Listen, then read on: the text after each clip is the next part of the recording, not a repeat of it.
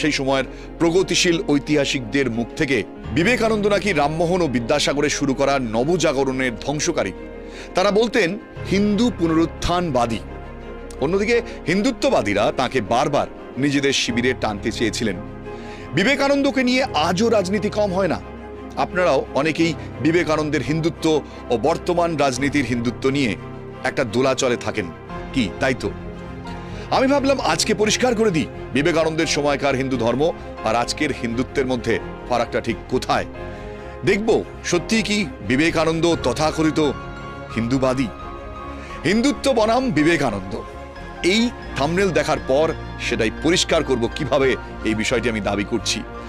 স্বামী বিবেকানন্দ সংসার ত্যাগী, সন্ন্যাসী, বেদান্তপন্থী, মুক্তি সাধক। তাই বলে গিরিগুহাকে আশ্রয় করে আত্মমুক্তির পলায়নী প্রবৃত্তি তাকে কখনোই আকৃষ্ট করেনি, বরং বারবার